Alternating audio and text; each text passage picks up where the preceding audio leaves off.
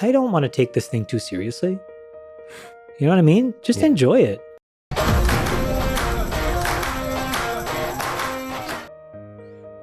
Does it buy happiness?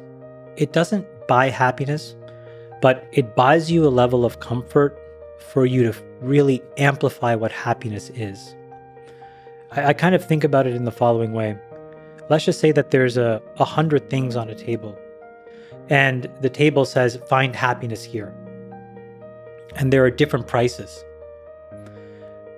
The way that the world works is that many of these experiences are cordoned off a little bit behind a velvet rope, where you think that there's more happiness as the prices of things escalate. Mm-hmm. Right? If you live in an apartment, you admire the person with the house. If you live in a house, you admire the person with the bigger house. That person admires the person with, an island, right? Some person drives their car, admires the person who flies, who admires the person who flies business class, who admires the person who flies first, to private.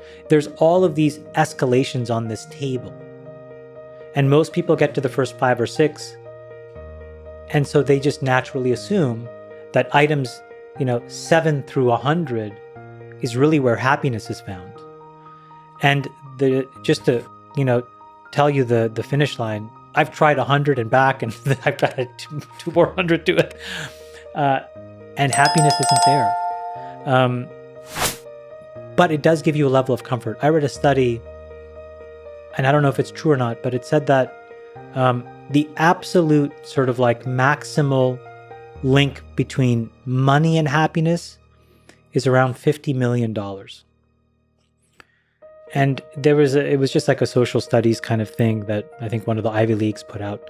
And underneath it, the way that they explained it was because you could have a home, you could have all kinds of the creature comforts, you could take care of your family. And then you were left to ponder what it is that you really want. I think the challenge for most people is to realize that this escalating arms race of, more things will solve your problems is not true. More and better is not the solution. It's this idea that you are on a very precise journey that's unique to yourself. You are playing a game of which only you are the player. Everybody else is an interloper. And you have a responsibility to design the gameplay. And I think a lot of people don't realize that, because if they did, I think they would make a lot of different decisions about how they live their life. And I still do the same thing. I mean revert to basically running around asking other people, what will make you like me more? What will make me more popular in your eyes? And I try to do it. And it never works. It is just a complete negative aspect, is that it amplifies a 360-degree view of your personality. Because there are a lot of people, and society tells you that more money is actually better. You are a better person somehow. And you're factually more worthwhile than some other people that have less money. That's also a lie. But when you're given that kind of attention, it's very easy for you to become a caricature of yourself. That's probably the single worst thing that happens to you. But I say it in the opposite way. I think all I've ever seen in Silicon Valley, as an example, is that when somebody gets a hold of a lot of money, it tends to cause them to become exactly who they were meant to be. They're either a kind person, they're either a curious person, they're either a jerk, they're either cheap. And they can use all kinds of masks, but now that there's no expectations and society gives you a get-out-of-jail-free card, you start to behave the way that's most comfortable to you. So you see somebody's innate personality. And that's a really interesting thing to observe, because then you can very quickly bucket sort where do you want to spend time and who is really, additive to your gameplay and who is really a negative detractor to your gameplay. Why are we here? You ever look up at the stars and think about like the big why question? I think that it's a chance to just enjoy the ride.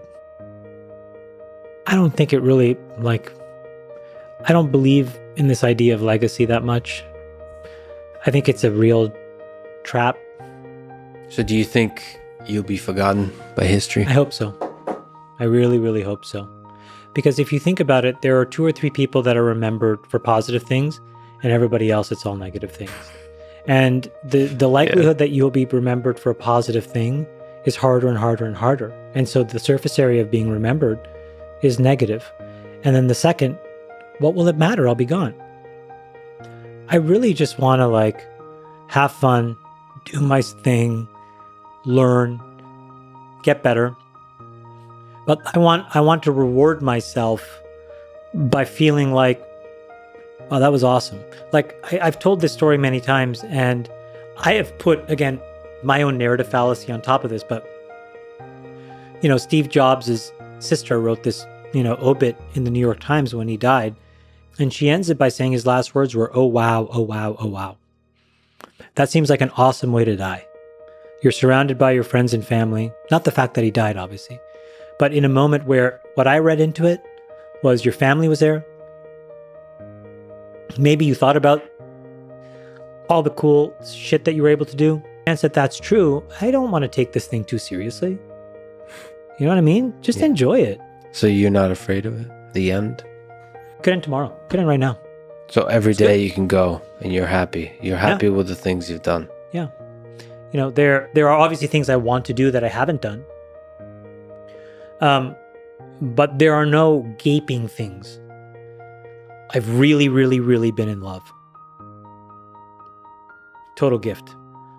There have been moments where I've really, really felt like everybody else. There have been moments where I have deep, deep, deep joy and connection with my children. There are moments where I've had incredible giggling fun with my friends.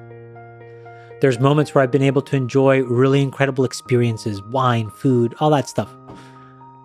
Great. I mean, what more do you want? I could keep asking for more, but I would just be a really crappy human being at some point.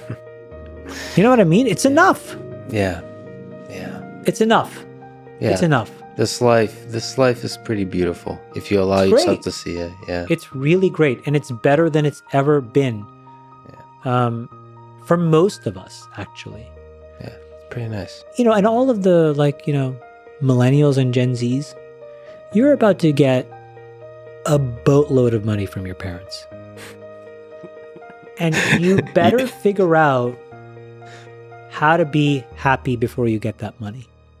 Yeah. Because otherwise you will be miserable.